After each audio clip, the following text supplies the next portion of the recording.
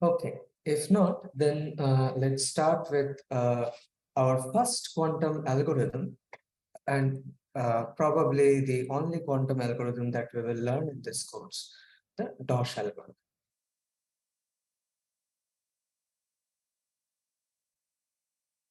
So what does this algorithm do? So if you are given an unknown function, unknown binary function f, which takes you from some binary numbers to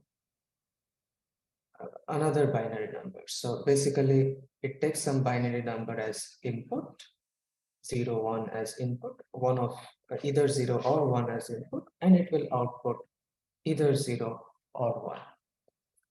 Okay, now the question which DOSH algorithm tries to address is f constant or balanced?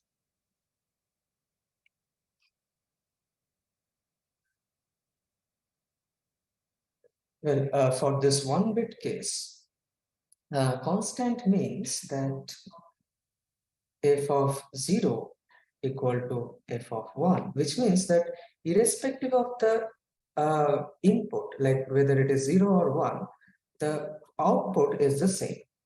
Okay. So basically what constant means, or what a constant function means in general. And in this just one qubit case, you can just say that balanced means just the opposite case. So when f naught is equal to f1. Okay. Now, since f is a function, unknown function, we represent it by some black box because we don't know what f is. So we take a black box which we call oracle. So this is a black box.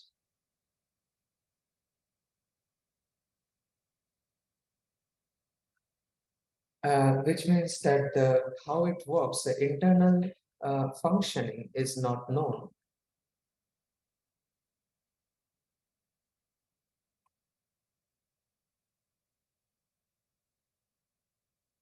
Okay, so we take this oracle. So we don't know what the internal functioning is, but we can give some input to the oracle, and the oracle will give me the corresponding output. Okay, so basically, if I input some x which is 0 or 1, then the oracle will give me an output which is fx, and this is how classical oracle would look like.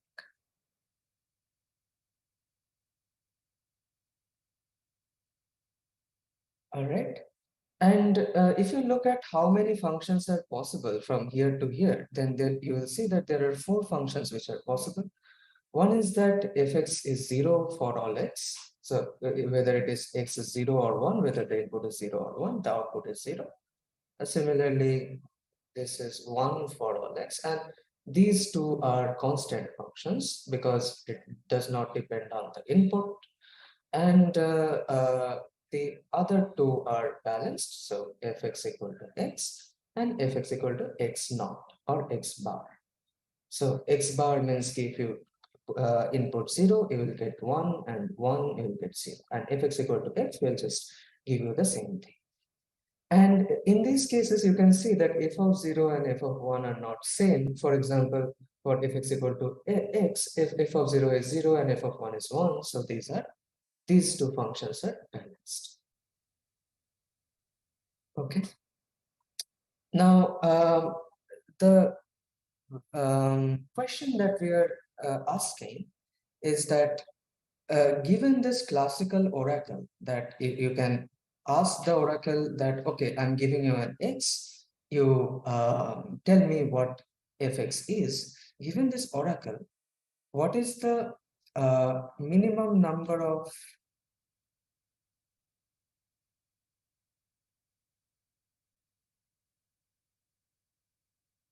queries we will have to make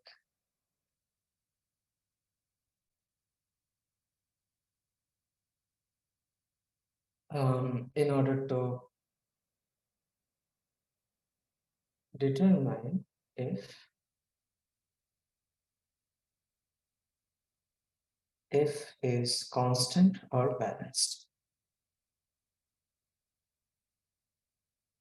So basically, how many times do I have to ask the oracle with a, what is the minimum number of times I have to ask the oracle with a certain input, give a certain input and uh, input or inputs and then find the output. So how many times you have to query the oracle? So querying means asking the oracle, okay, I'm giving you X, tell me what is Fx. So what do you think? If I want to find out whether the function is constant or balanced, okay, so I think there was some question which I missed. Uh, is the kt and kj in Cartesian basis? No, kt and kj are is an orthogonal basis in the complex Hilbert space.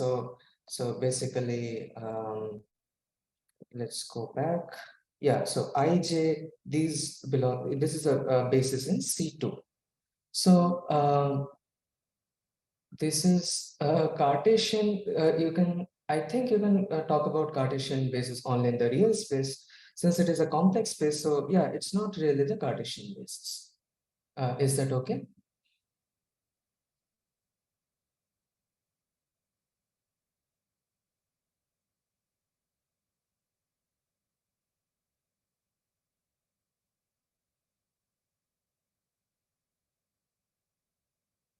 Uh, Rajrupa, is the answer clear? Whatever you asked. But in the meantime, the rest of you can think about this question: ki, how many queries, minimum queries, we have to make to this classical oracle in order to get the to determine if the function is constant or balanced.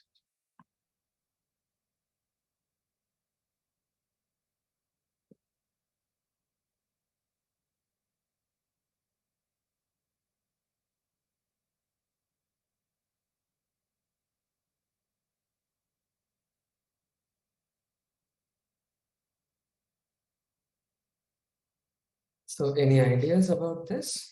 Ki, what is the minimum number of queries that we will have to make?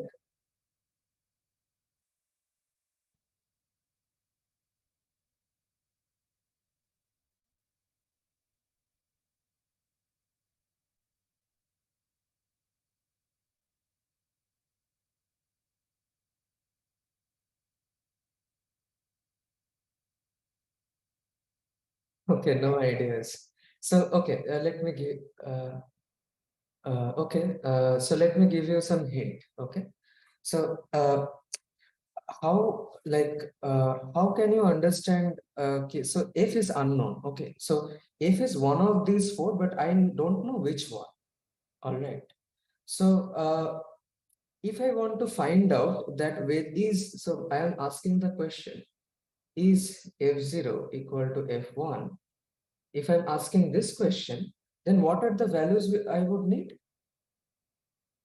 I would need the values of f0 and f1, right? So how do I get the value of f0? Because I don't know what f is. I just have this oracle, which is a black box, and I don't know that how it is functioning. I can only give input and output. So once I have to, uh, give the input 0 and to the oracle, and the oracle will tell me what is f of 0. But it will not tell me directly what f is.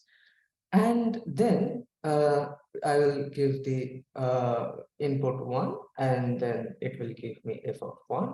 And of course, once we know f of 0 and f of 1, so basically we are making two queries. So the number of queries is 2. Yeah, right.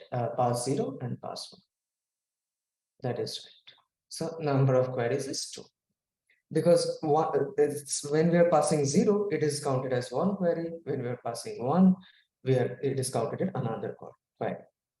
And once you know f0 and f1, you actually know which function f, you can determine which function f we are talking about. And of course, you can, from there, you can say whether it is balanced or constant, or you can just take this f0 and f1, then compare. You can just ask the question after getting this key.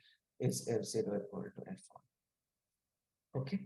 So we need two queries, okay, for in a classical algorithm to get to understand whether the unknown function, what the unknown function is, and also um, like whether it is constant or balanced. All right. Now, we would like to reduce this number of queries. So we would like to design a quantum algorithm which will do the same thing. That is, it will tell me whether it is constant or balanced, but it will do that with only one pass. Okay. And if we want to do that, then my classical oracle will not work. So I would have to design a quantum oracle. So because classical oracle will input classical bits and output classical bits. But I need a quantum oracle which will input quantum bits and output quantum bits. Okay. So let's try to find out. So is the idea of this algorithm clear to you guys? Any questions? Okay, so sir, can we have the function as a linear combination of the four possibilities you wrote? No, no, no, no, no. See, the function is classical. Okay, so the function will be only these four. So there cannot be any, since this is a classical function, you cannot have linear combination of the four possibilities. So you only have this f1, f2, f3, and f, these four functions. Because you see, there are two inputs here, no? And there are two outputs.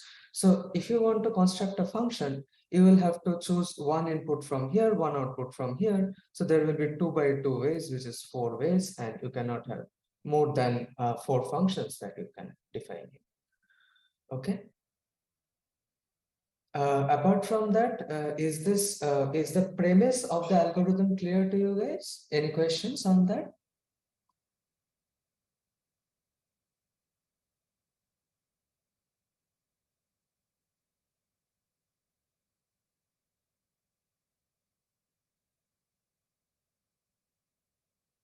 Okay. So if it is clear, then let's move on to how we can make a quantum arc. So this is my classical arc. Let me just copy this.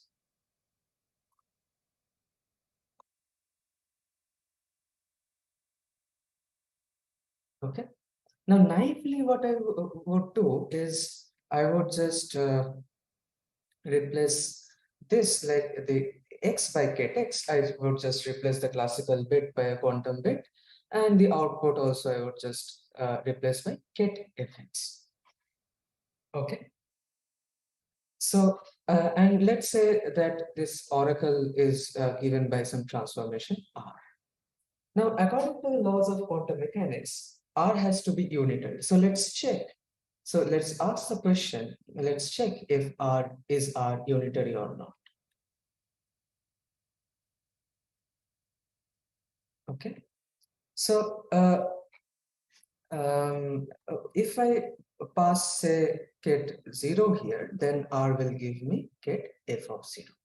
And if I pass ket 1 here, then R will give me ket f of 1. Okay.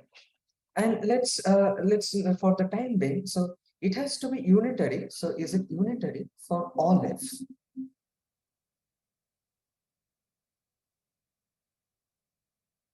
Okay. Now let's consider the function fx. It has to be, so we have to check for all f. So let's check for fx equal to x for this function. Okay. Now if I or let's say let's check for fx equal to 0. So the first function let's take, and let's check if fx equal to 0, then whether this transformation is unitary or not. So if fx equal to 0, then ket f0 will be ket 0, and ket f1 also will be ket 1. Because see, fx equal to 0 means whatever be the input, the output will be, 0. The output will be 0. So ket f0 will be ket 0, and ket f1 will be ket 0 again. So the R is basically acting on 0 to give me 0, and also R is acting on 1 to give me 0. Okay. And for this, let's given that this is the transformation, then let's try to find out whether this is unitary or not. So how do you find, so given how the matrix acts on the vectors, how do you find the matrix? So that is very simple. Let's see how we can do it. So if you have the matrix R, you can always write it as Ri, the identity matrix of the corresponding dimension. Okay. And what is the identity matrix? It is nothing but 1, 0, and 0, 1. It looks like this. And this, so you can think of the matrix. So there are columns and rows, right? So just think about the columns. So the column, this first column, what is this? This is 1, 0. So basically, and if you remember, we had defined ket0 as the column vector 1, 0. So this column in the matrix, we can write as ket0. And this column 0, 1, we can write as ket1. So what will happen? We will just here write it as ket0, ket1. So in general, if you have a say some matrix multiplication, let's say A into B, then you can write the matrix B as a row matrix of the column. So you can write it as this is row matrix of column vectors. Like you can think of it like this. All right. And now when it is multiplying with A, what happens is that, so A is a matrix and it is an operator. So the operators will just act on the individual vectors. Or the matrix multiplication, in this matrix multiplication, what you can do is you can write A as a column vector of row vectors. And remember, row vectors are what? Bra vectors. So here will be bra A1 and bra A2, and here it will be T.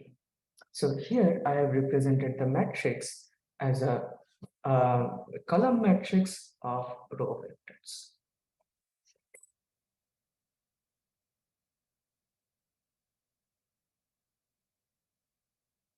Row vectors, or you can say bra vectors, and column vectors you can say are ket vectors.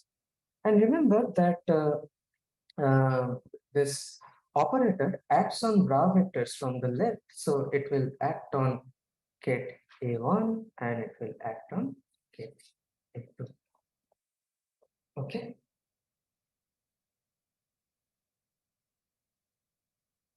So basically, yeah, so AB, you can write it this. So in a similar way, so okay, so in a similar way, here I have written it as a row matrix of column vectors in this form. So what will happen? I would have R acting on ket0 and R acting on ket1. And already I know what these are. So R acting on ket0 is ket0 and R acting on ket1 is again ket0. All right. So, and ket0, again, I can write it a column vector form. So that is 1, 0, and this is 1, 0. Now we have to see whether R is unitary or not. So simple, just calculate R dagger. So R is 1, 1, 0, 0. If you take the dagger, so since this is the elements are real, R dagger means just R transpose. So the row will become the column here, and this row will become the column here. And if you calculate this, then you will have, so first row with first column, so 1 into 1 plus 1 into 1 will be 2. And whatever else multiplication you do, all the other elements will be 0. So this is not identity.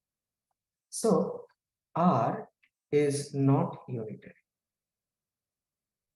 And if R is not unitary, then this is not a valid quantum oracle.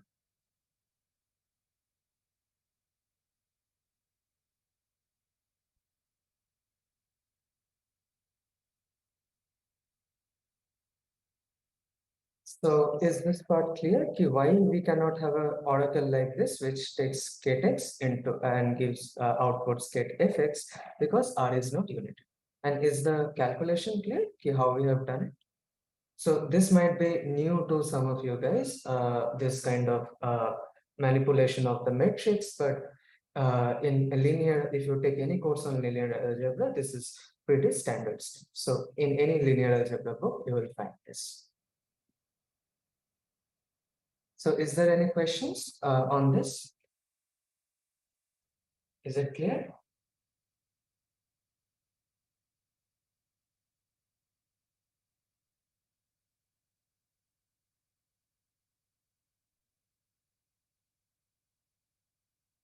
Okay. So if there are no questions, then let's try to see if this is not the correct oracle, then how can we do the correct build the correct oracle? So last day, remember, we had tried to build, we had encountered a similar problem. Okay, so we had tried to build an AND gate. So we took some operator M here, and we tried to construct a gate, so the unitary, so that M it will take A, B as inputs, and it will output gate A, and in the second output, it will give gate A and B. And we had encountered a similar problem, and we had seen that this was not unitary. And what solution did we come up with? We used the CC naught gate, the Toffoli gate, which is a 3-qubit gate. So instead of using 2 qubits, we use 3 qubits, and we defined it like this: gate A, gate B, gate C, and first two were control bits, and finally we got C, XOR, A, and B. This is what we got in the third bit. And what we did is we put C equal to 0. So this was 0 tensor AB, or simply get A and B. So when my matrix, I was not able to construct a unitary matrix in with 2 qubits. What I did, I added an extra qubit. Okay, I used 3 qubits to go to and we went to CC naught, and CC naught became unitary. So from 2 qubits, we went to 3 qubits to make the operator unitary. So here we already have 1 qubit. So in order to make it unitary, let's try to go to 2 qubits maybe. So let's try to make a 2 qubit oracle, which would be something like this. So it will take gate X as input, gate Y as our input, gate X, and here it would give Y XOR if of X. Okay. So now again, this is a candidate unitary, and we have to ask the question: is this it's a candidate oracle, and we have to check that for all functions f is UF unitary for all.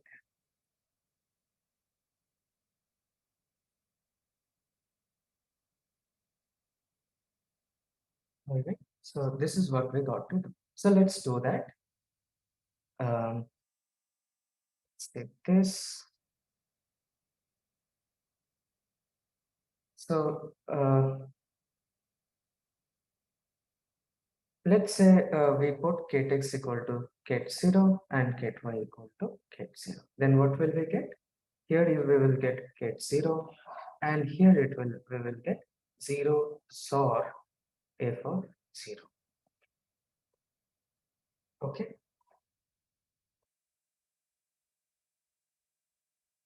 And zeros are f of 0. So basically, remember, this is addition modulo 2. So even under modulo 2 addition, if you're adding 0 to something, it will remain the same. So it will just get f of 0. So in other words, if we want to write it mathematically, then UF acting on, so this is the first bit, let's say this is the first bit, this is the second bit, then acting on 0, tensor 0, because there are 2 qubits, so the total state will be the tensor product of these two. So this is giving us here 0 first qubit, and then in the second qubit get f of 0. So as usual, we will get rid of the tensor notation in between for the sake of brevity, and we can write this. All right, now let's look at another case.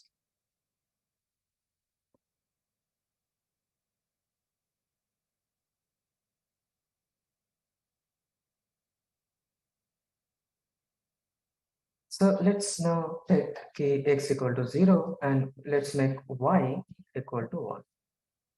Then what we will get? So here it will still be, sorry, the output of x will still be 0.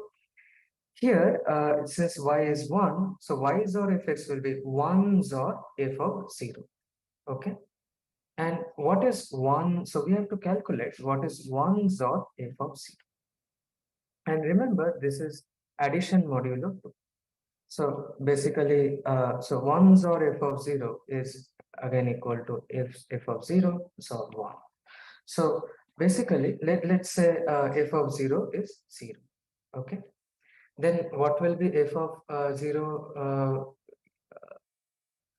addition modulo 1? So this will be 0 XOR 1. So if you remember how modulo 2 addition works, is that you take 0 and 1. So here you have 0 and you are adding 1. So from 0 you will go one step to the right. So plus 1. So if you go to do that, then this will give you 1. But if f of let's say if f of 0 equal to 1, then what will f of 0 XOR 1 give you? So it will give you 1 XOR 1. Now, so you will try to go one step towards right here, but since it is modulo 2, only available digits are 0 and 1, so you will cyclically rotate back to 0. So this will be 0. So notice that when f of 0 equal to 0, f of 0 XOR 1 is 1. When f of 0 is 1, f of 0 XOR 1 is 0. So basically, it is like the NOT gate. So whenever we are modulo addition 1 XOR 1, when we are doing to something, it will just be inverted. So if we can say that this is f0 bar. So here when we do 1 XOR f of 0, we just get, instead of just f0, sorry, we get f0 bar. So u acting on 0 tensor 1 here will be 0 tensor f bar 0, or just removing the tensor product. So assuming that this is understood, we will have this. So is this part clear? Is the XOR part clear to you guys?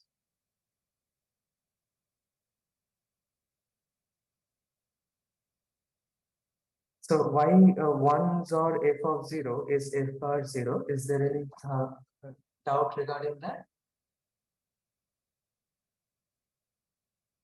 If there is, let me know, because this is very important, and this is something which is recurring concept in quantum computation. Like you will face it again and again in different algorithms.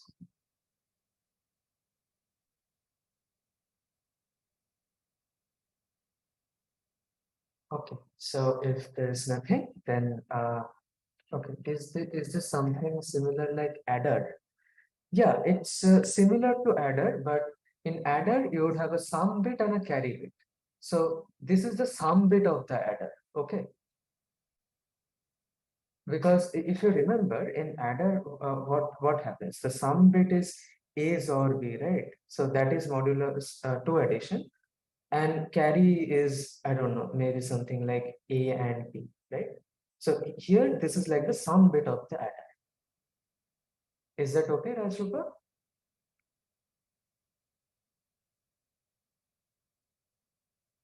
Okay.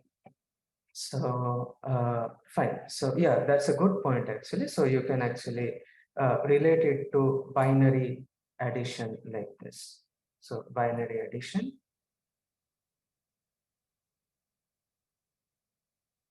of bits A and B. So A and B here are 1-bit numbers. Right.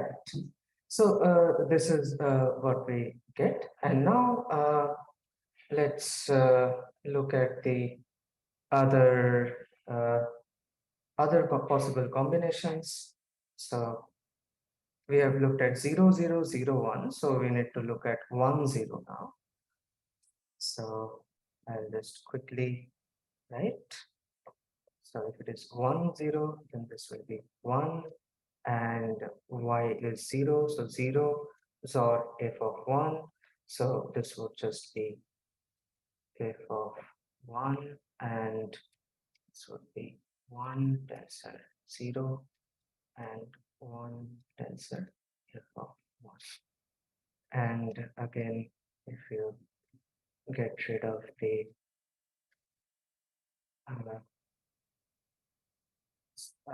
am I doing it correct here? So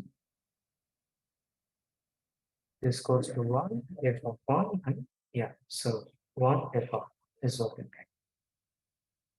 And so this is, so let me number these cases, otherwise it will be confusing. So this is the first case. So we had ket0 as input. In the second case, we had ket0 ket1 as input. In the third case, we have this. Okay. Fine. Now we have only one case left. Let's quickly see that.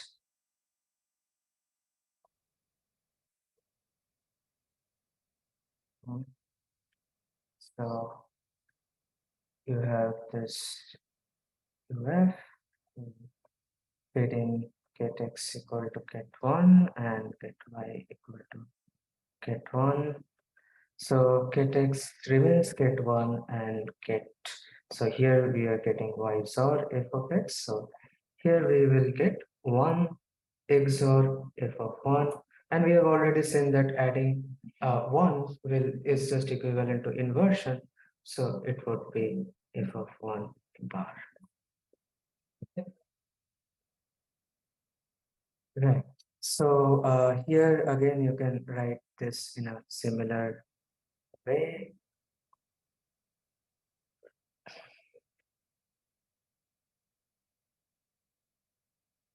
So here it will be 1 tensor 1. So this will be 1 tensor f bar of 1. Okay, sorry, I wrote it wrongly.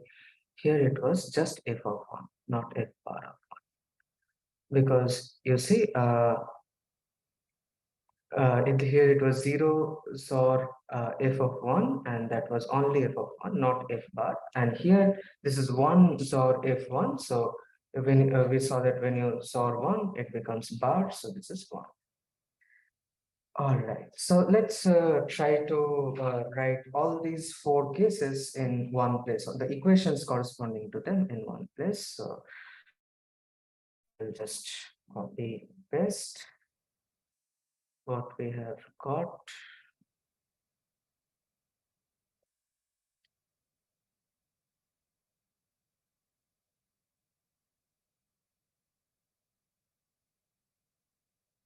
So this is the first case. Then the second case, we found this.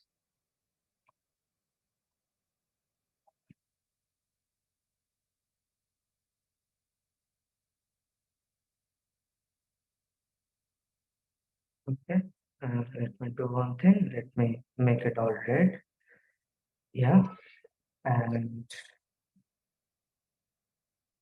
third case was, so this was the third case. Okay. Just give me a minute.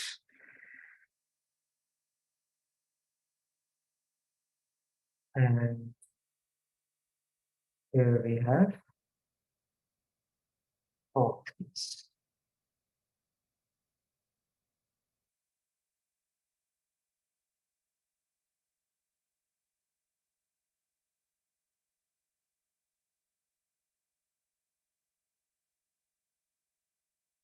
All right. So these are the four equations that we have got. So is till here, is there any questions? Okay. Sorry, this is actually F bar last one. Did I copy? Oh, I forgot to change this. Oh, that's right. So now it's now this is okay. Okay. So till here, so did you guys understand how we got these four equations?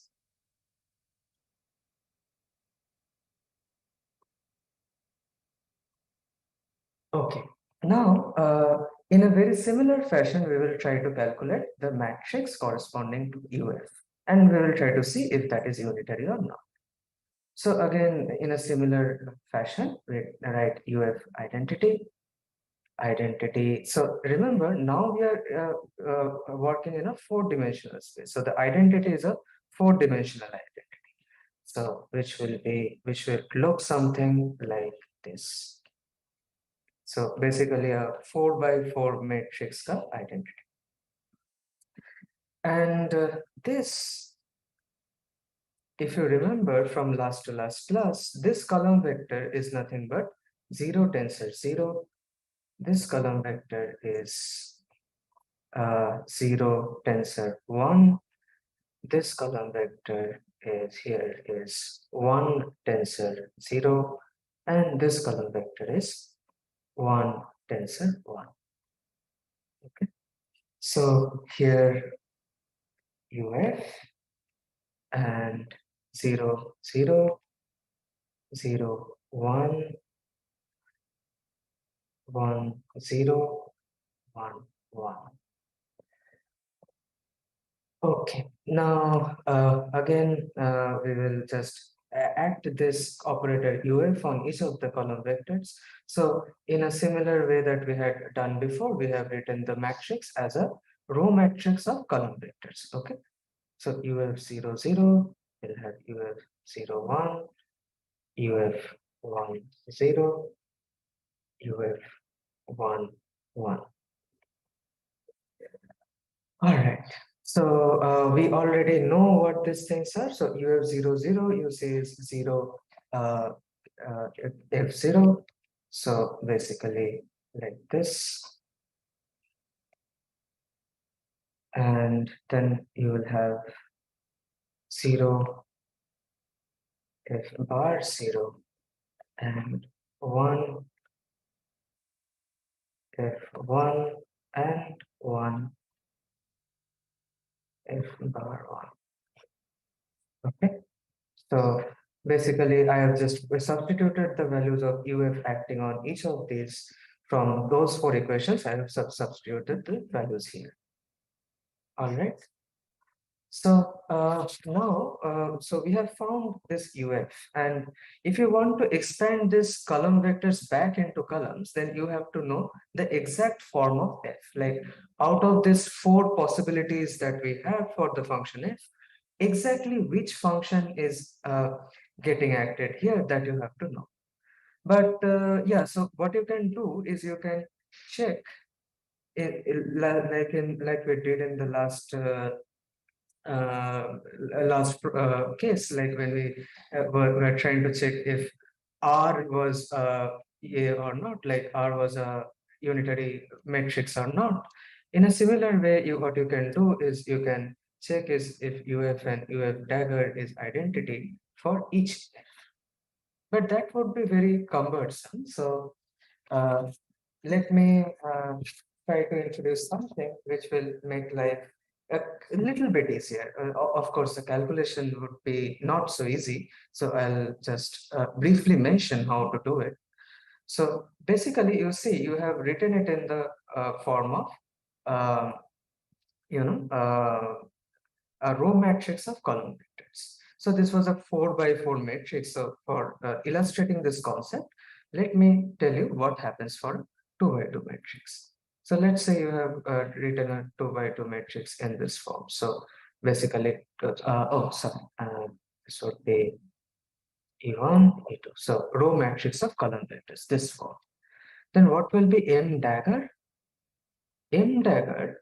So here the row, this column matrix will be daggered, right? Now, what is say E1 dagger? If you remember, if you just dagger brass, you just get vector.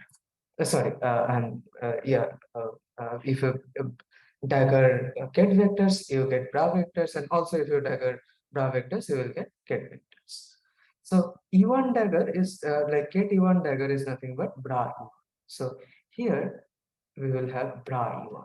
So the column will become a row, and here the E2 dagger will be E2. So basically, when we take dagger from the if we have initially represented the matrix as a row matrix of column vectors, then in dagger will be a row matrix of a column matrix of row vectors, which are bra vectors. Now, if you want to find out m dagger, then what sorry, or rather m dagger n, if you want to find out, so it will be e1, e2, and oh sorry, I am doing wrongly. E1, E2, and here it will be E1, E2. And you see, what do you do during matrix multiplication? You just simply multiply first row with first column. So this is the first row, this is the first column, and this is a bra vector, this is the ket vector. So multiplication would mean nothing but the inner product. So E1, E1, E1, E2, E2, E1, and E2, E2. So this is a nice way of looking at matrix multiplication again. And for this particular problem, this will be quite useful. And we will need some other inputs as well. So basically, we would need that F0, F0. So basically, when F0, since we are taking the inner product with itself, or if we take this thing, then the inner product with itself will be 1, because these are all normalized vectors. Total probability is 1. And you see the other things are like, if you take F0 bar, then what will happen? So let's try to find out. Let's say F0 is ket 0. Then F01 will be ket 1. So this will be 0. If F0 is ket 1, on the other hand, then f bar 0 will be ket 0, which will again be 0. So f0 bar inner product will be 0. And similarly, this would the f1 bar inner product would be 0 as well. And but if I try to find out what is the inner product of f1 and f0, then this I can't say unless I know the exact form of f. So this will be dependent on f. Okay, so maybe we can write that this is a function of f. Yeah. So a function of a function in some sense. Okay, it will depend on what f is. Now, and similarly, let's say f of 0, f of 1, that again will be a function of f. So these are some of the inputs that you require. And the other thing is something related to the inner product of composite systems. So let's say you have this bra vector. So this corresponds to, let's say, qubit 1, this corresponds to qubit 2. So the bra vector of a composite system will again be the bra vector, tensor product of the individual bra vectors. And you want to find the inner product with some ket vector. So let's say k, and this corresponds to qubit 1, and L, which corresponds to qubit. So this, if you try to find out, this you can do very easily, is that what you just do is you take the inner product of the bra and ket corresponding to the first qubit. So you take I, K inner product, and now you take the inner product of the bra and the ket of the second qubit. So you take J, uh, L inner product, and inner product will give you some complex number, so you just multiply it. Okay, so we will use these two inputs in order to calculate this. So now, of course, like if I want to calculate this now, this would take a tremendously long time. So I have already done the calculation. I'll just show you the result. So yeah, so this is the UF dagger, what we get.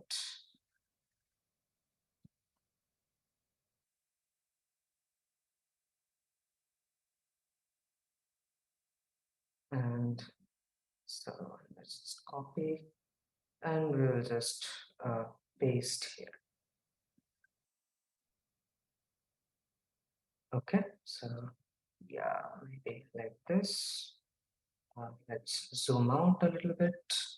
Okay, so you see, if you look at the individual elements here, so so here we have bra 0 tensor bra f0, and then inner product with bra kit 0 tensor kit f0. And we have like these many matrix elements. So basically, yeah, I would encourage you to try and calculate it as well. So you can see that I have used this second identity to simplify. So basically 0 here 0 0 inner product, f0 f0 inner product. So similarly for the other terms you can see. And in all the all off diagonal terms, you can see that there is at least one inner product which is zero. For example, here kit 0 kit 1 inner product is 0, here kit 0 kit 1 inner product is 0, here f0 f0 bar inner product is 0. So all these things go to 0, and only here 0 0 inner product is 1, this is 1, so you get 1 on the diagonals, all the rest of it is 0, and you get identity. So indeed, UF is unitary.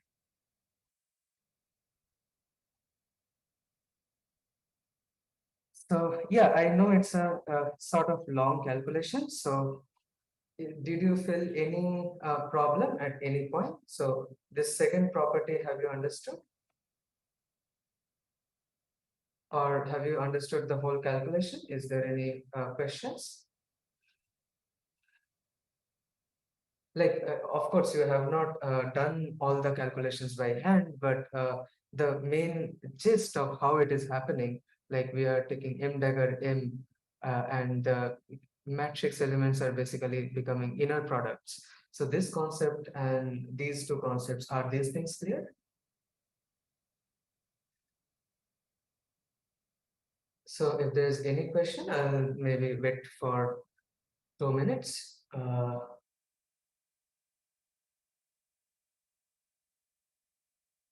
So, okay, and if anybody else has some question, please tell me now. Okay, because this is the foundation for what we are going to do.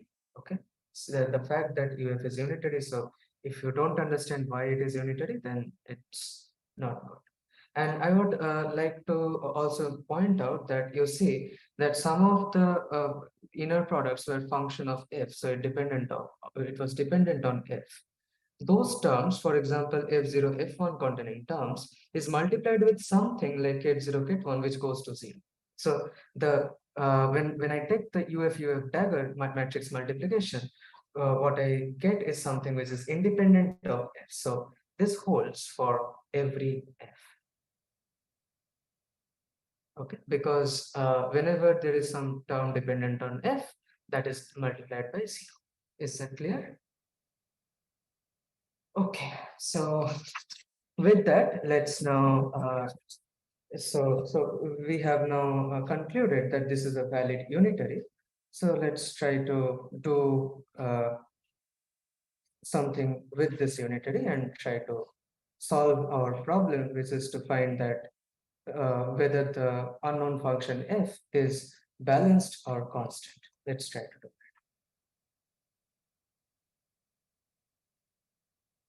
Okay, so this is the UF you have.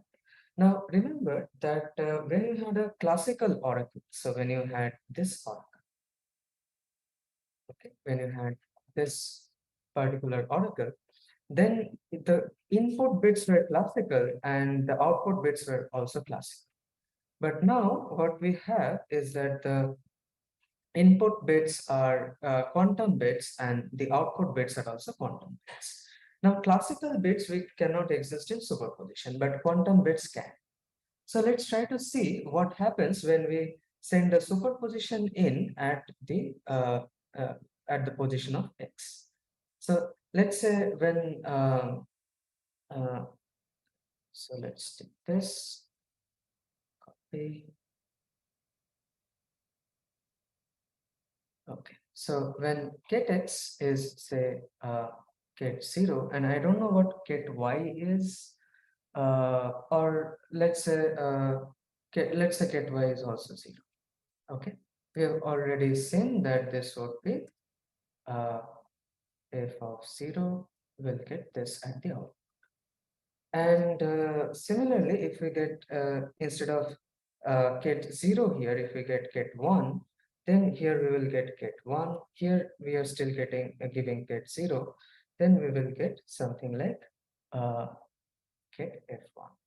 So let's write these two things down. So basically, uh, whenever so uf, so we had already written it, but okay, let's write it again. This is 0 get f of 0, and you have get 1 get 0 is get 1 f of 1. All right. Now, instead of inputting 0 and 1, let's try inputting a superposition. P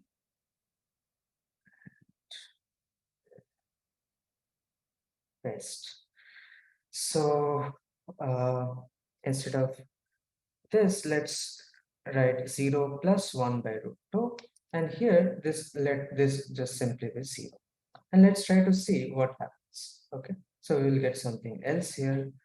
And so basically, the state which we have here at the input is in the first bit, we have 0 plus 1 by root 2. And tensor product in the second bit, we have 0. And we are acting the unitary UF on it. Okay, and we want to see what we will get at the output. So UF, so the tensor product is similar to multiplication in the sense that just like you can take the multiplication inside the brackets, the tensor product you can also take inside the brackets. So if you take it inside, then the first term will be 0 tensor 0. So again, there's a tensor product implicitly between the two ket zeros, and we will get 1 tensor 0 by root. Okay, and we have already found out what UF00 is, and since this is linear, we can write this as UF00 by root 2 plus UF10 by root 2. And this happens because all my operators in quantum mechanics are linear. So UF00 we already know it is 0, so we have found out here is 0 is 0. And here it is 1 and 1. And we have a by root 2. So here we are getting this state. This is the composite state of the two qubits. And remember, we still don't know what f is. So let's say this is get psi. All right. So, but notice the beautiful thing here. We are actually by giving only one input, one query. So we have only given one query 0 plus 1 by root 2. We were able to calculate both, like in the superposition. So we have a superposition of 0 f0 and 1 f1. So we were able to calculate both f0 and f1. Okay. So basically in only one query, we are able to do this. So, and this is, so in some sense, we were able to calculate f0 and f1 parallelly. And this property is known as parallelism. And this is one of the things which gives quantum computers their advantage, that they can calculate certain things parallelly. But uh, the problem is that although this superposition exists, in order to obtain some information, so if I want to see, want to know what F0 is or what F1 is, I have to measure. So if I measure, what will happen? So if we measure both the qubits in 0, 1 basis,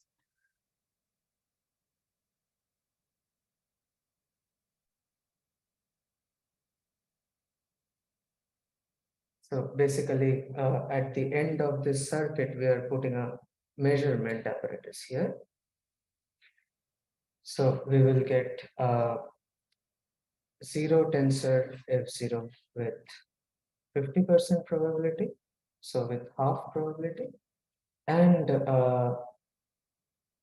we'll get 1 F1 with half probability. So although we are able to generate both the outputs simultaneously, when we perform one measurement, we are getting only one. So we are getting either F0 or F1. And so if you measured the first qubit and if it is in the state 0, then you would know that the second qubit will give you the measurement result of this second qubit will tell you F0.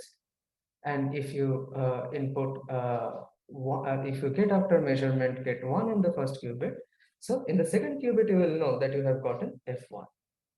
Okay, now if I want to, so how many queries will I need in order to understand what F0 and F1 are? So again, we would need at least 2 queries, because this is with half probability. We might need even more. So in the best case scenario, so you make one measurement, you get 0 in the first qubit. You make another measurement, you get 1 in the first qubit.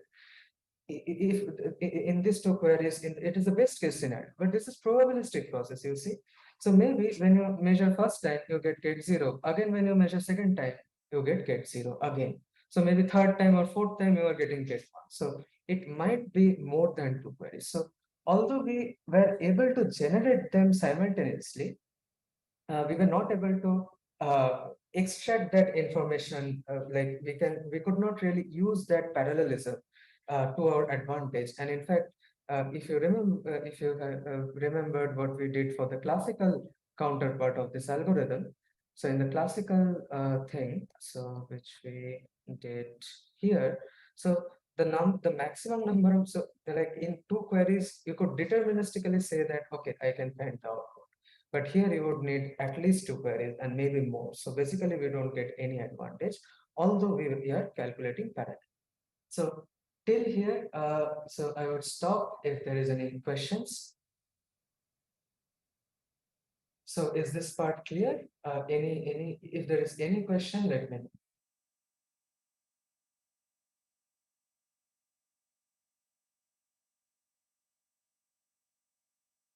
So let me write this. In the meantime, you can ask questions. Let me just write this key. If you get 0 on measuring first qubit,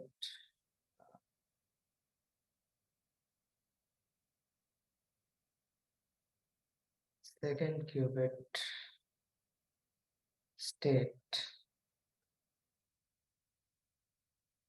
will tell you f of 0. And okay, I'll explain the parallelism again.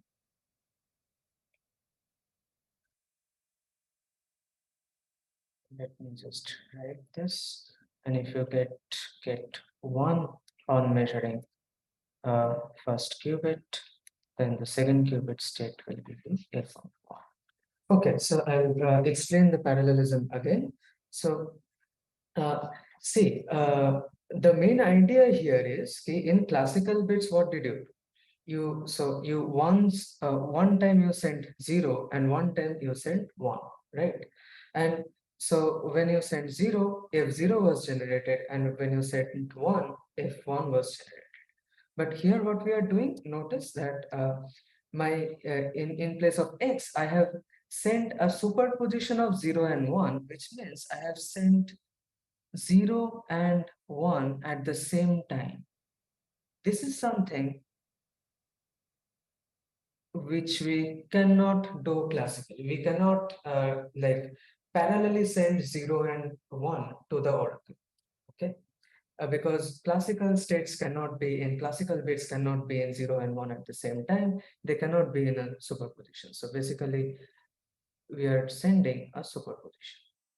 And what we are getting, you see, this is the state ket0 f0 plus ket1 f1.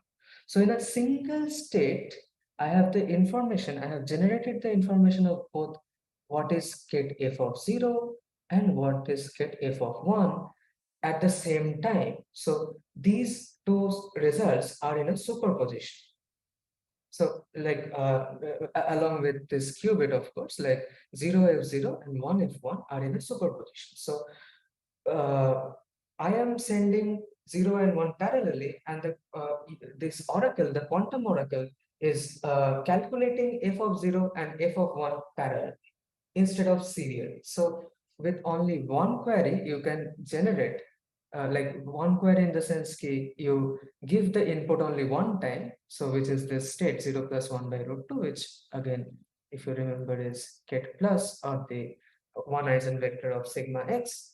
So uh, am I making sense? Is this clear? Is the parallelism part clear? Okay, and the problem with parallelism is, although we have generated them simultaneously, when we are measuring, we are either getting 0 or 1. So we are not getting both the functions on doing a single measurement. We are not getting like both f0 and f1 at the same time. So we have to do repeated measurements. So maybe in some measurement you will get f0, in another measurement you will get 1. And how will you understand you have got f0? If the first qubit is measured to be in state 0, you will understand the second qubit is in state f0, and similarly for ket1, okay, which I have written here. So any other questions regarding this parallelism thing?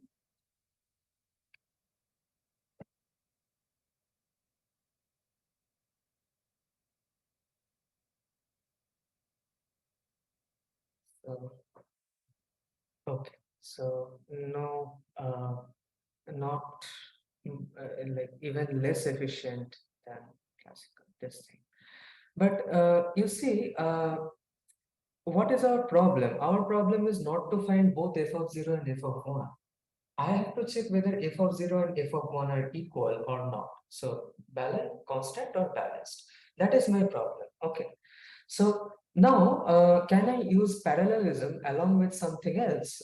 Maybe do some tweaking to the oracle, inputs of the oracle, in order to, in one query, can I find this information, whether f of 0 is equal to f of 1? Okay.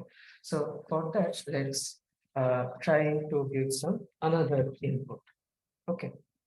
So here you have again this UF, and get x here, get 0 minus 1 by root 2, which is get minus the minus superposition. And so remember, last time we put the superposition in the first qubit. Now what we are doing, we are putting the superposition in the second qubit, and let's see what happens. Okay. So we have to find out what happens in the output state. Okay. So so the initial state, the starting state is that the first qubit is in ket x, and the second qubit is in ket 0 minus ket 1 by root 2. Again, so just the difference is that now the superposition is a minus superposition, and it is in the second qubit rather than the first qubit. So now let's put UF on it. All right. So let's say this is psi naught or psi 1, let's say, and this is psi 2. So basically, what I am doing is acting UF on psi 1. Psi 1 is this, and I want to get psi 2. All right. So we have to find out this. So ket x, ket 0 minus UF ket x, ket 1 by root 2. So if we put, so let's try to find it out one by one. So let's say we have this UF again, and we have given x in the first qubit, and so let's say 0 in the second qubit. Then you would get, so y here is 0. So you remember this was y's or f of x. So y is 0, so zeros are f of x, or simply f of x, get f of x. But instead of 0, if I, let's say, give get 1, then what will I get? So here it will be again get x only. Only difference will be here. Here we will get 1s or f of x, and this we have already seen is just f bar x. So in other words, UF acting on x0 will give me x f of x, and UF acting on x1 will give me x f bar x. Is that right? Now, just in psi 2, if I want to measure this, sorry, not measure, like determine what psi 2 is, we'll just substitute these values.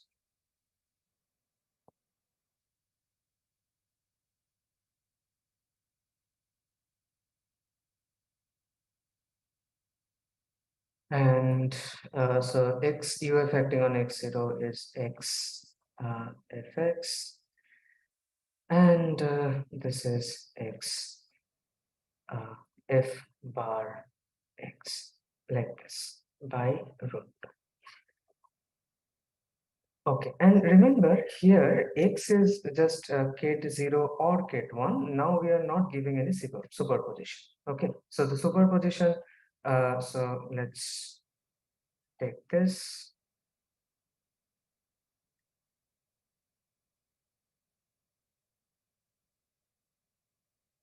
So this is no longer, here we are not giving superposition. Superposition is only in the second qubit, but we are just saying that, okay, it can be like 0 or 1, x can be anything.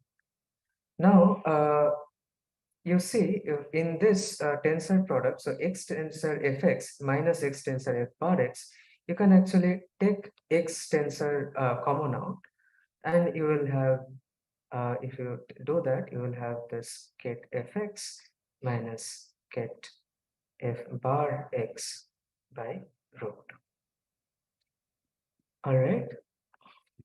Which means that the first state will remain in ket x, and the second qubit that we had input as a superposition will now become another superposition, but not of 0 and 1 anymore, but of fx and f bar x.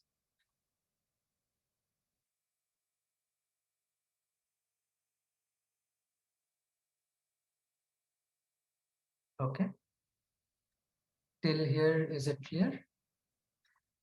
So basically, I have drawn this figure from this side to from this expression for psi 2. So I calculated the expression of psi 2.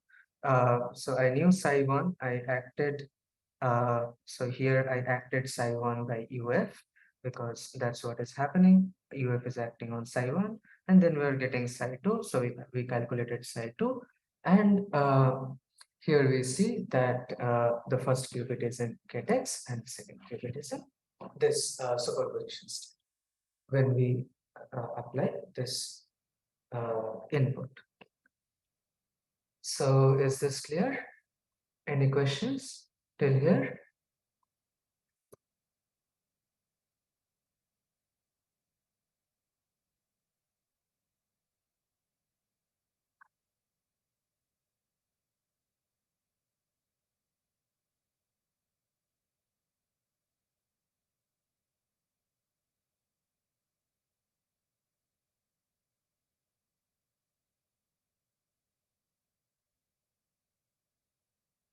Okay, now so now that we have calculated psi 2, but you see psi 2 is dependent on f, right?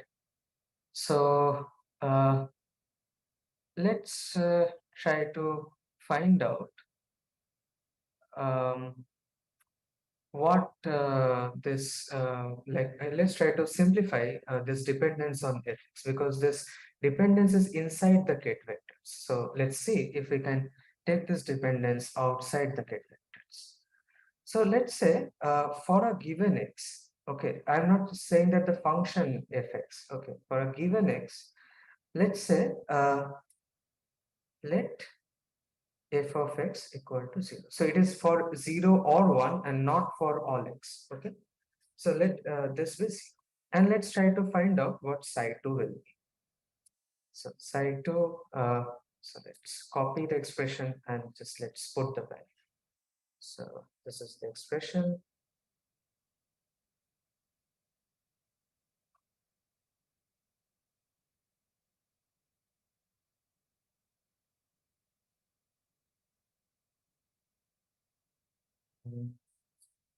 Psi 2.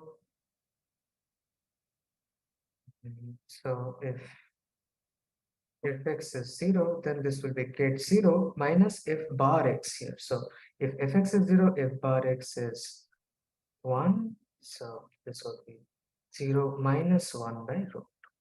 And 0 minus root 2 is, as you know, is just get minus. So this is what happened if for a given x, fx equal to 0. Okay.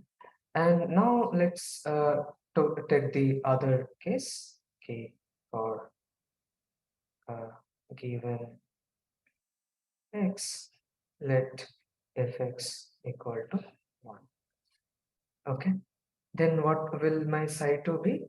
Psi 2 will be x and fx is 1, so get 1 minus and f bar x will be 0 in this case, so by root 2. If you take minus common, then you will get x, get 0 minus get 1 by root. And so again, this is get minus. So in other words, psi 2 is plus get x get minus if fx equal to 0, because you see when fx equal to 0, we had plus get x get minus, and it is minus get x get minus if fx equal to 1. So is till here, is it clear?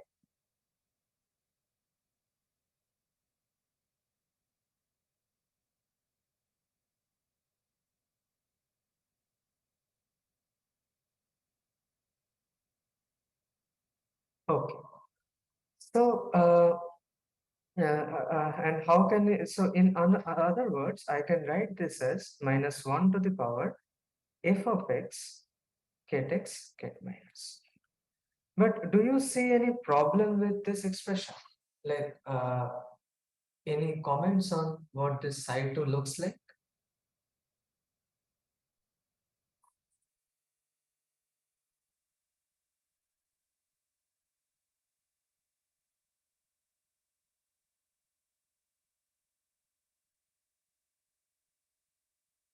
So let me ask this question then. is global phase is the only difference, right? And we have said that global phase does not matter. So basically plus ktex ket minus and minus ktex ket minus are exactly the same state, or I can actually, in this case, I should be able to ignore this minus 1 to the power fx phase. Okay. And in fact, if you have just this circuit, then this will be a global phase and you can ignore it, indeed ignore it, and you won't find any difference between the two cases. When fx0 and fx1, you won't find any difference on doing measurements on this circuit. So let's say if you do some kind of measurements, so not on this, but let's say you measure in the sigma x basis or in any basis, you will get the same measurement statistics. Okay, but but here you see I have taken a superposition in the lower state, but no superposition in the upper state. So if I take a superposition in the upper state, then we have to see that what happens. And by the way, that this global phase which comes out here, this is known as phase kickback. Okay, and we will see that when I put my first qubit in superposition, then this global phase will actually become a local phase, and then this will become important. So in this particular circuit, it is not, but in our next circuit, this will be important. Okay, so now let us so remember first what we did, we just put in our first case, we put a superposition in the first qubit, no superposition in the second qubit. What did we get? We got parallelism. In the second case, what did we do? We put no superposition in the first qubit, some superposition in the second qubit. We got phase kickback. Now let's try to combine phase kickback and parallel. That is, let's try to put superposition states in both qubit 1 and 2, and let's see what happens. So you have UF and you put the plus superposition as in the first case in the first qubit, and as in the second case in the second qubit you put minus superposition. And now let's see what is the final output state here. Okay, so basically we are trying to combine parallelism and phase kickback.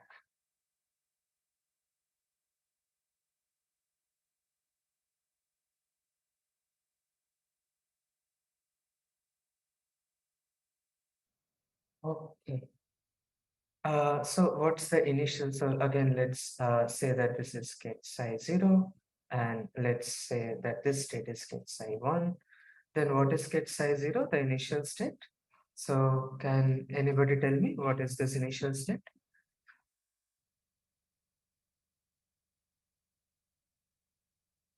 So the global state, like in the sense that this combined state of the two qubits. What is psi naught here? You can also unmute and say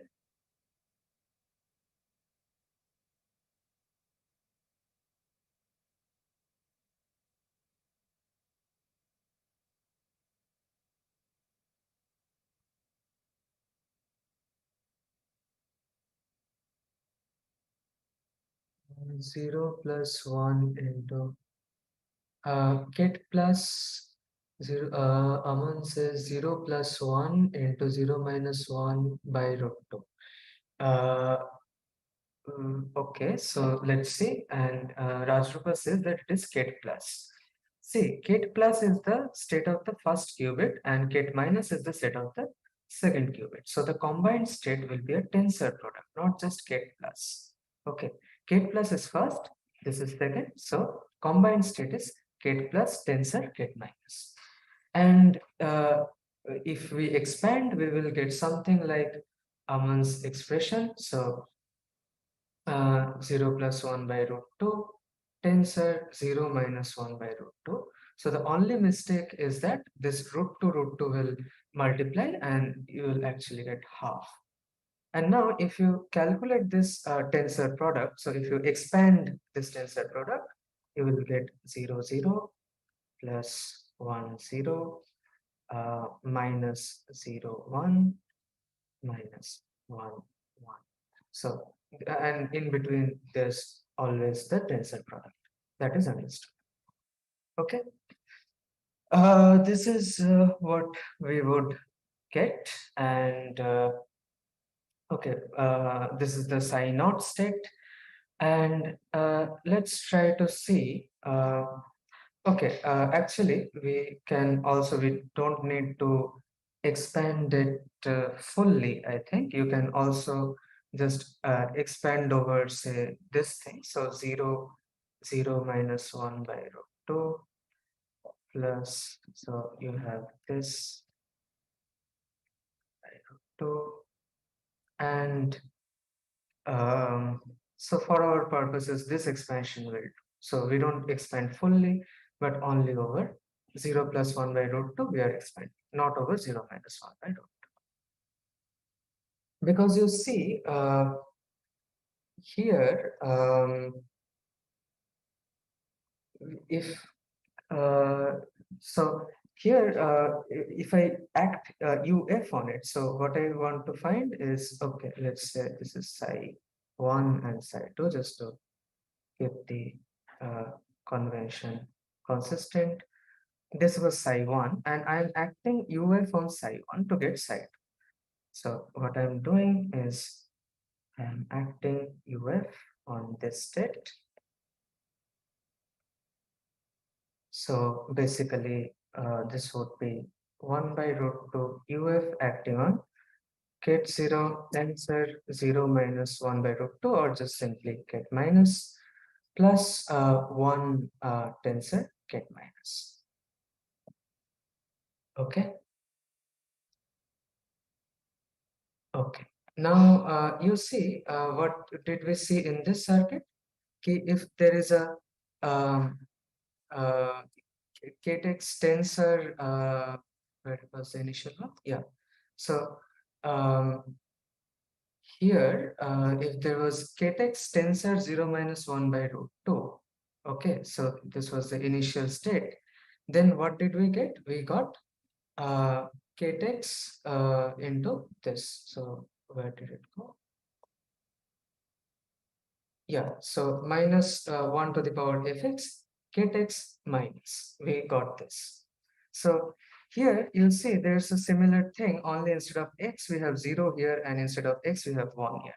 So if uf acts on it, we will just get and 1 by root 2 minus 1 to the power f of 0, because you see x is 0 here, and 0, 1, 0 minus, and here 1 by root 2 minus 1 to the power f of 1, 1, 1. So is this part clear? So how this phase is coming? Because we had individually calculated if there is 0 tensor I, you will get minus 1 to the power f of 0, 0 minus, and similar for plus. Just in the last case, for the phase kickback case, we had calculated this. Now, of course, you can take the phase minus 1 to the power if 0 common out, and what that would leave you with is 1 by root 2 0 ket minus plus 1 by root 2, and here it would be f of minus minus f of 0. So you see here we have a local or relative phase, which we cannot ignore. And then we have, sorry, this is not, yeah. So ket 1, ket minus, like this. Okay. Now, last term will be ket 1, ket minus. Yeah, you are right. I had, yeah, made a mistake. Yes, you are right. So we get this thing. Now, this is here, this is the global phase. And you notice that what was global phase before, this 1 minus 1 to the power fx, now since I have taken up superposition in kx, it introduces a relative phase between the two terms. But yeah, of course, the global phase, this we can just ignore in our next step. And also see ket minus is common, so we can just take the tensor product common out. So we would get in the first qubit 1 by root 2, 0 plus minus 1 to the power f1 minus f0. Okay, and in the second qubit, we are just getting ket minus. Okay, so this is what we get. So if I want to write it in the circuit form, then let's do that.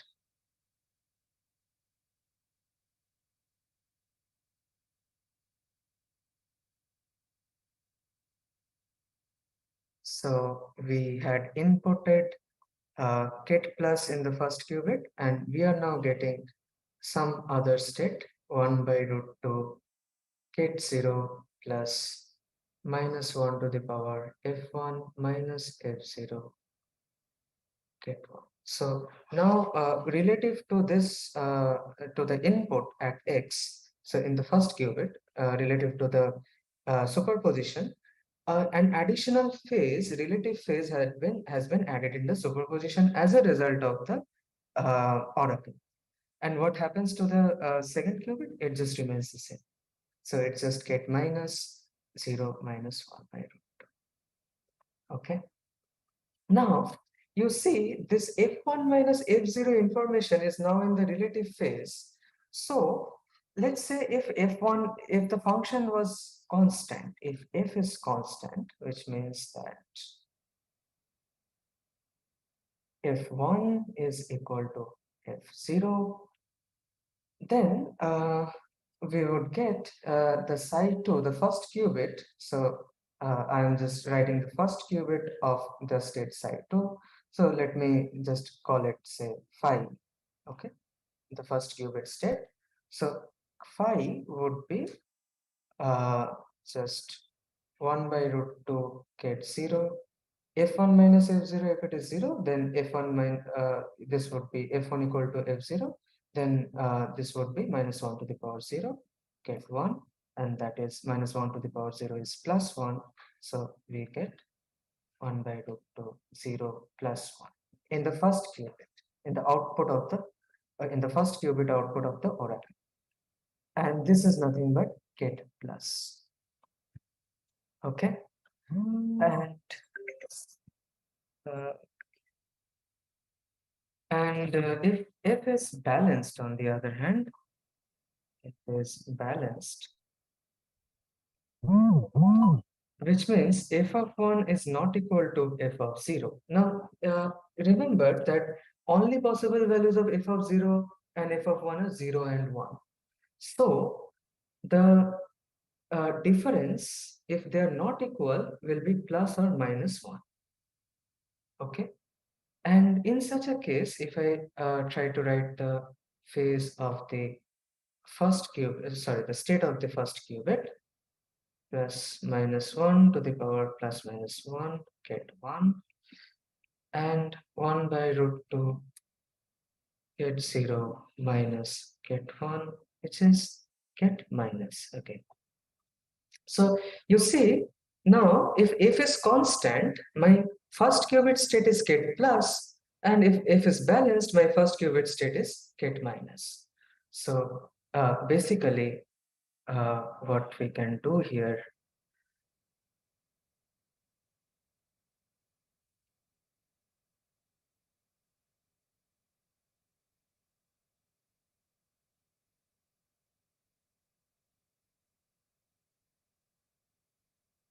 okay, so here what I'm saying is that if in the case when f is constant, at the output we will at the output of the first qubit we will get plus, which is 0 plus 1 by root. And if the function is balanced, then we will get minus 0 minus 1 by root. All right, so these are the two cases. Okay, these are two different cases depending on what type of function f is. So is this part clear?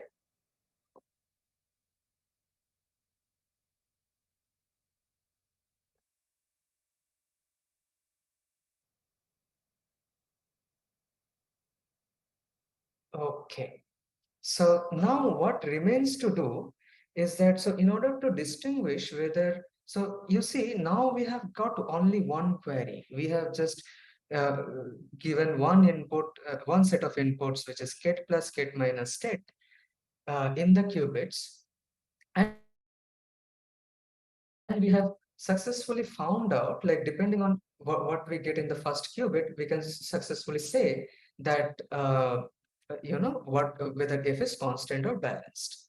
So basically only one query is required here, in contrast to the classical case where we needed two queries. Now what remains to do is to measure the first qubit in get plus get. So we want to determine if the first qubit is get plus or get minus. So if I want to determine that, I would have to measure it in get plus get minus basis. And towards the end of the last class and in the beginning of the first class of this class, we had discussed K. In order to measure in plus minus basis, you just put a Hadamard and then the standard basis measurement. So this will measure in plus minus basis measurement in get plus get minus basis. And also remember that, okay, let's then draw this circuit.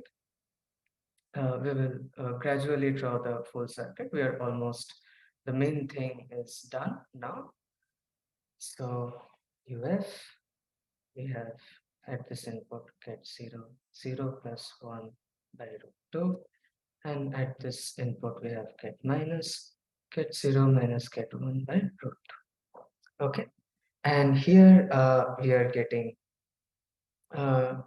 some state which we will measure in the Hadamard basis, sigma x basis, which is plus minus get minus this basis. So we put this measurement. So we need not do anything here.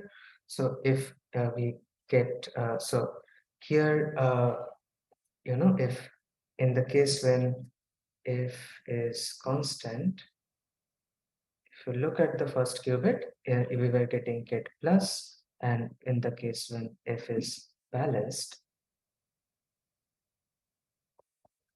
we are getting get minus. Now Hadamard will convert get plus to get 0 and get minus to get 1, as we had discussed. And so if you get 0 on measurement, then you will know that the function f is constant. And if you on measurement, if you get 1, then you would know that the unknown function f which you are given is actually balanced. Okay. So this is more or less we are done. But remember, just one little thing is remaining. We have applied the unitaries, we have made the measurement. So our quantum circuit is almost complete. But remember what I said, okay, in a quantum circuit, like in last day which we discussed, is that it should start with all zeros. Okay. So we will just add that part. So basically starting with 0, 0, we have to go to get plus and get minus. So let's see how we can do this. So this is relatively simple. So you start with get 0. Okay, so can you tell me, so what unitary I should apply here so that I go to get plus? So let me do this here only. So we will make the whole circuit in one place. So we are starting with get 0. We are applying unitary.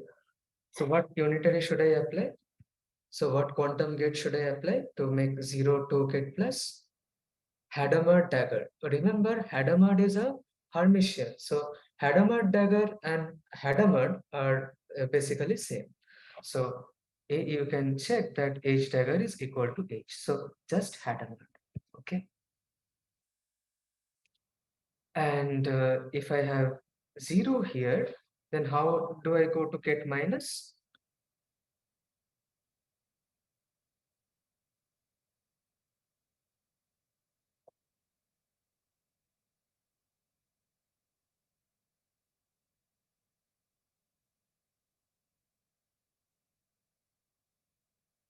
Okay, suppose if I had kit 1 here, suppose, then how would you go to kit minus?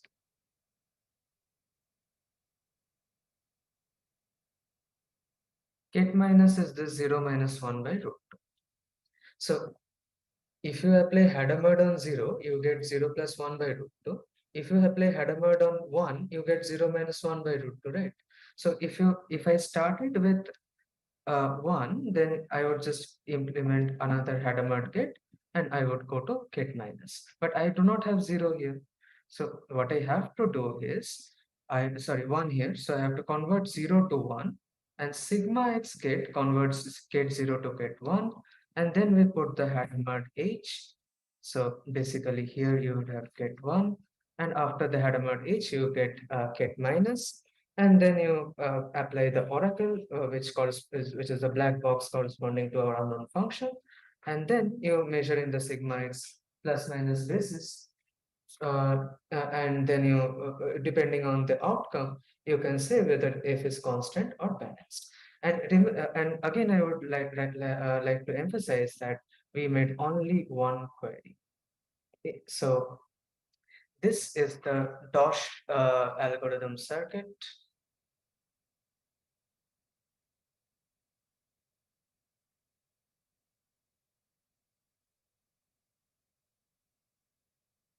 Okay.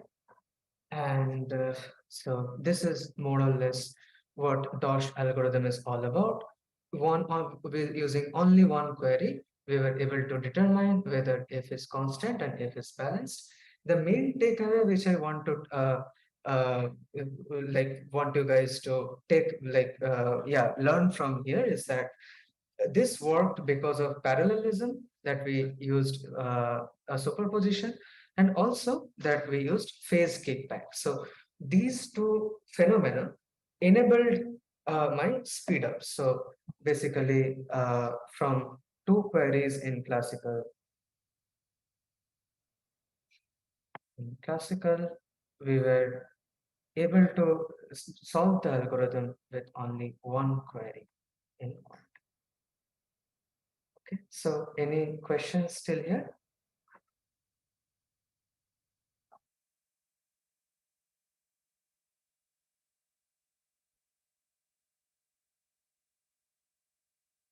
Is this clear how this whole circuit worked? How we understood from the circuit,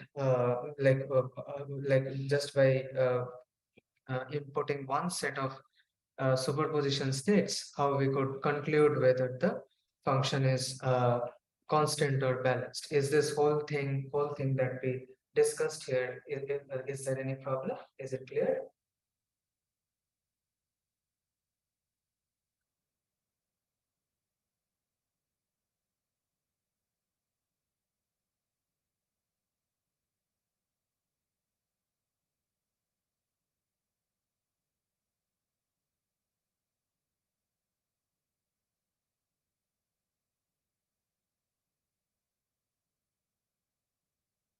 Yes, no, anything?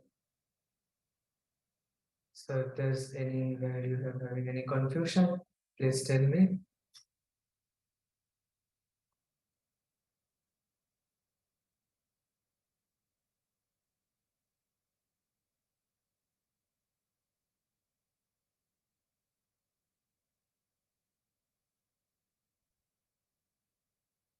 Yeah. So basically, the thing is that this I would like to stress that Look, I try to make things as intuitive for you as possible, but ultimately this is a mathematical subject. So like unless you work out the mathematics by yourself, unless you go through the whole process by yourself, you won't understand fully. So I would very strongly recommend that you go back to the YouTube video later on and try to work out the whole thing, because I understand that okay, during when I'm saying and also writing, it might be difficult for you guys to take notes, but please do that later. Yeah.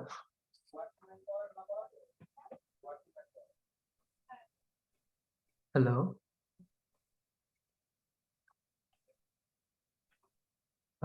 Did somebody say something?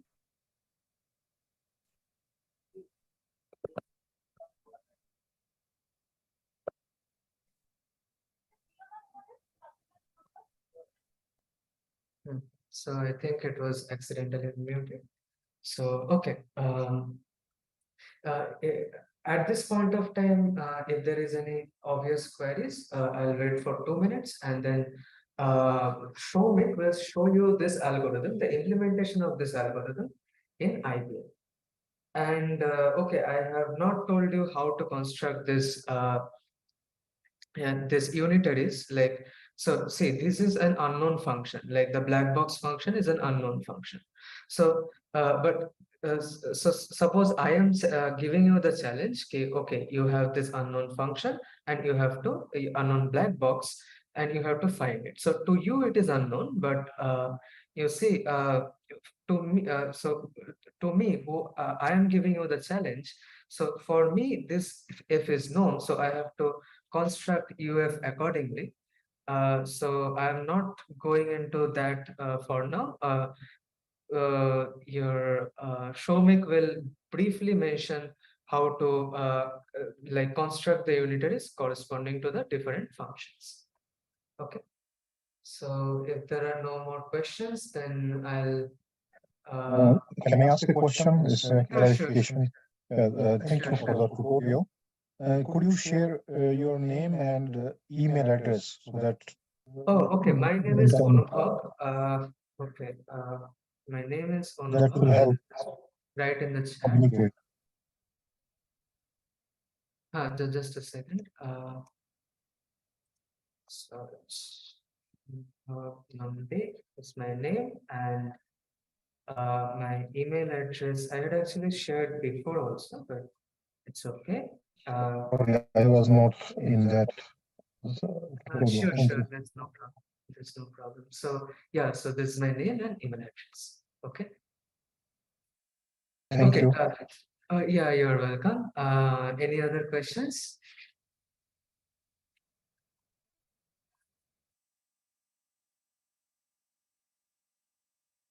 Okay, then if nothing else, then I'll hand over the session to Soumik, and he will take you through the Qiskit implementation of this algorithm. Okay, so all right, let me then stop sharing my screen. All right, yeah, over to you, Soumik.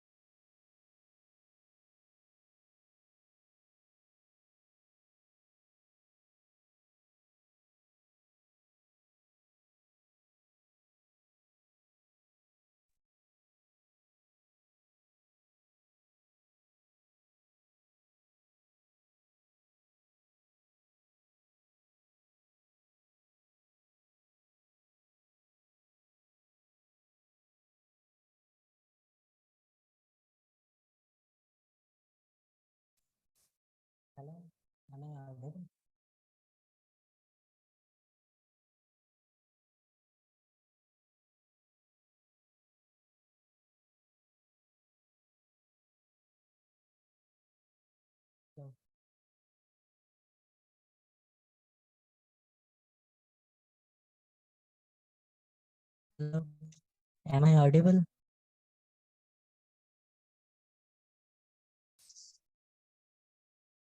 Okay, uh, let's start our session. Let us implement in practically on QIQT.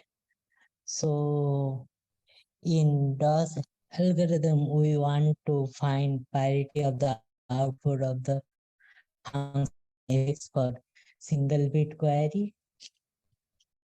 So then for a single bit query, we know there are 4 different possibilities, like when f of 0 and f of 1, f of 0 equal to 0 and f of 1 equal to 0, and also there are other possibilities like f of 0 equal to 0, f of 1 equal to 1, and the other possibilities like f of 0 equal to 1 and f of 1 equal to 0. Let's choose one of these possibilities. So here it is, we choose f of 0 equal to 1, f of 1 equal to 0. That is the f having even priority. So let us first create the quantum circuit. So we use two quantum register and one classical register. So in these two quantum register, the first qubit is input and the second one is auxiliary. So we know that to convert 0 to 1, we need to apply an X gate, and in next step, we will use a Hadamard gate to make it minus gate.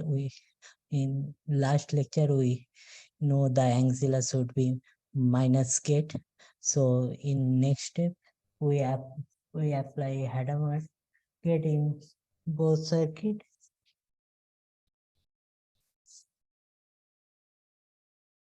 So after applying Hadamard gate, if the circuit has an oracle which want to mimic f0 equal to 0 and f of 1 equal to 0, that is f0 XOR f1 equal to 0. That is even priority. So first we have to make the barriers. So in these barriers, so we apply the barrier function on LC. If you drop this circuit, you will get, and then we have to measure in Z basis. So to measure in Z basis, we have to apply H Hadamard gate. So we have to apply Hadamard gate, and then after measuring this, so here using this quantum simulator, you can see we get 0 with probability 1, means probably in 1000 shots. So the output should equal to 0 upon the measure of first qubit in gate basis according to the theory.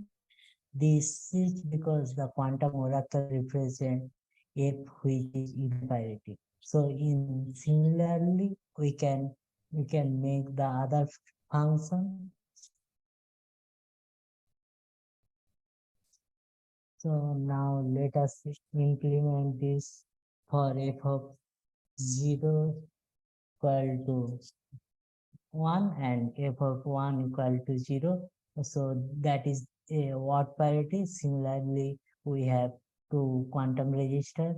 So the first register is input and the second register is এটা screenshot কি করে নেয় বলতো? auxiliary. Then এই একটা similarly বিদ্যুতের we have ছাড়া to use Hadamard gate. স্ক্রিনশটটা কি করে নেয়? So আসলে here ওখানে নেওয়াই যায় না। the circuit দেখ তো, has an এই oracle বড় want to তোর mimic বড়টা টিপে, x0 বড় equal to পৃষ্ঠা 1 and এইটার f নিচে of আর 1 এটা। equal to 0, এইটা নিচের দিকটা then এটার উপর দিকটা it has a odd এর parity. হয়ই তো না আমার দু আঙুল দিয়ে We টেপো have না to ওই apply তো first volume down Adamant plus power button টিপো apply first x gate, then cx gate, দু আঙুল দিয়ে and টেপো the এক control হাতের দুটো আঙুল দিয়ে টিপতে পারছো না the control position is 0 and the target position is start now নি 1, and অনেক দিন then we নিয়েছি have কিন্তু to এই make এত an এইরম করে ডিফিকাল্ট ধরে হয় X মানে আমি gate. যেটা So নিতে চাই this is সেটা এরম our করে চলে যায় ধরে new এরম oracle. করে নিয়ে That's যাও how we ওরম can করে নিতে চাই make কিন্তু কিছুতেই হয় না an oracle for this particular this function জায়গায় f of 0 equal to মানে 1 and জিনিসটা যেটা f লেখাটা of নিতে 1 চাই equal সেটা to চলে 0. যায় এই যে Then if we শর্টটা নিতে নিতে similarly want to measure in z basis, so এরম করে we have ধরবে to apply a header market, and then if we measure, সার্কিটটা দেখবো কি এইরম we know that from the theory, if it is a odd parity, then it has to be 1 with probability. So similarly, we can make the other function, like there are 4 possibilities. So if f0 equal to 1 and f of 1 equal to 1, so that is the even parity. Then similarly, we are doing the same circuit, and here it is the oracle. For this oracle, we have to apply a x gate on ancilla only.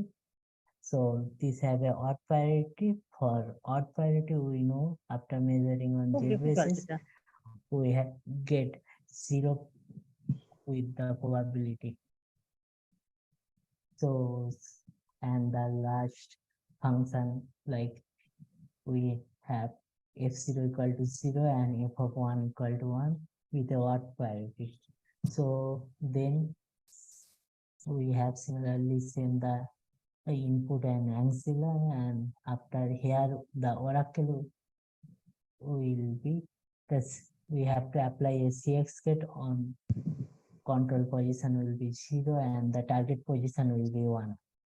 So that's how we can make different oracles for different probabilities. So that is normally in DOS algorithm. So now in DOS algorithm, we are trying to find the if the function constant or balance. In this particular problem, there are 2 type of function.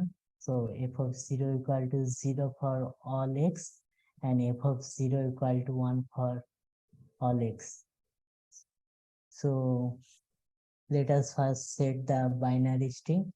So in like we are choosing n equal to 4.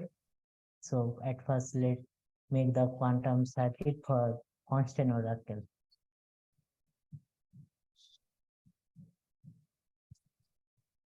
So let's first make a barrier, and we are using the random number generator to create random integer between 0 and 1. So what we will do? We are trying to implement this oracle. We want to put f of 0 equal to 0 for all x and f of 1 equal to 1 for all x. Then so there are 2 type of oracle for the constant function. So when f of x equal to 1 for all x, we saw that we have to apply an x gate. So to make this oracle, so this is if the f of x equal to 1, then we have to apply the x gate for all n. So here you can see this is the output is 0, and if the output is 1, then f of x equal to 1. If the output is 0, then f of x is equal to 0. Here is the output is 0, then we don't need to apply any gates. But if we run this circuit,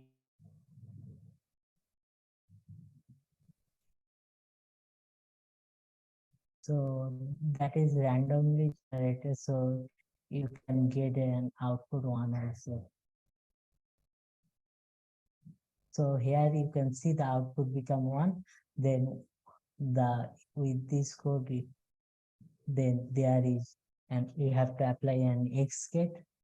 So then you can see we have to find, it is similar from the earlier DOS algorithm. We have to make our input and the ancilla. So হ্যাঁ বাবু এসছই তো for, so there is the last qubit is the ancilla. So to make it the minus gate, we have to similarly apply the Hadamard gates, and this is our oracle. So after applying applying Hadamard gate to measure in Z basis, then you can see that all zeros will be with probabilities 1. So you can say that this is a constant function. Okay, let's do it for function. So at first we set the size of binary string is 4 and let's define first our balance oracle in quantum circuit, and there we have to apply space gate to make the oracle. Basically.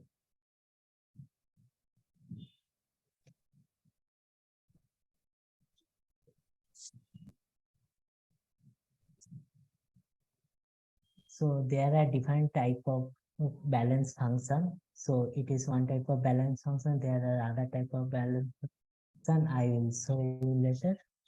So this, we construct a balance function like this, and then similarly from the DOS algorithm, we have make first our ancilla and inputs, and then we apply the Hadamard gate. Then we applying the balance oracle, and then we are trying to measure it on Z basis. So you can see this is all, for all x1 we get this probability. So we can say this from the theory, this is a balance function. So then let's try to make another type of balance function.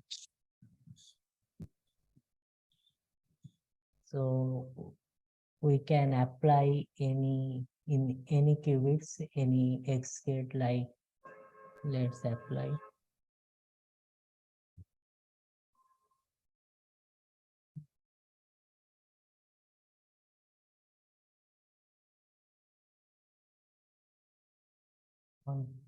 So let's apply a XGAT on first qubit and second qubit, and then we have to again apply another XGAT on second qubit after this oracle.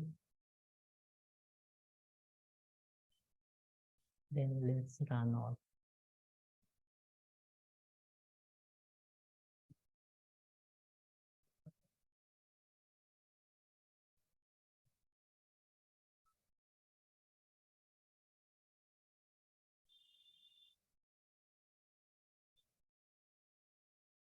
We have to wait few minutes.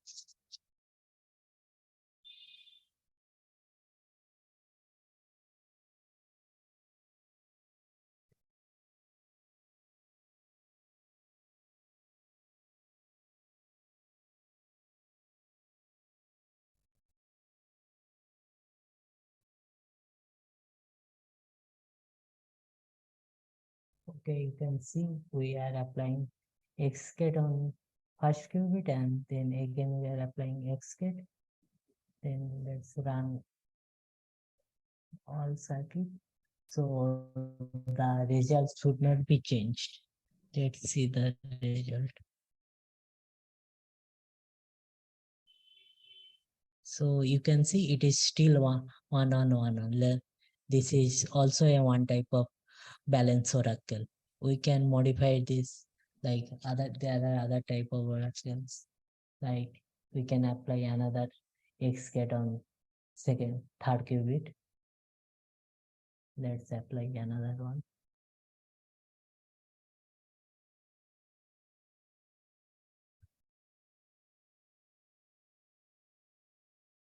So, so the results should not be changed for this also. Let's see. So here you can see the result does not change. So this is the Dodge's algorithm. Here we can discriminate the constant and the balance oracle, and there are different documentation also available. Like in QIQT documentation, you can easily understand the Dodge's algorithm. There are theory, and this is similar. I explained this. So they make this oracle and they apply QIQT also, and you can see the results. And there are other documentation also in IBM Quantum also. You can try yourself. And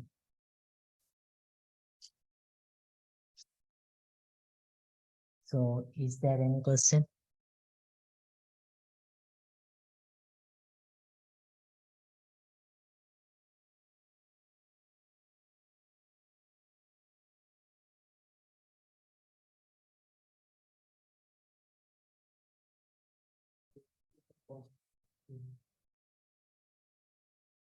Okay, if there is no question, we can end the session here. So you guys should practice in your home in QIQT. You will easily get this documentation on QIQT textbook or in IBM. And the next class will be announced through the mail. Okay. Soumik, I have one question. So, thank you. Can you hear me?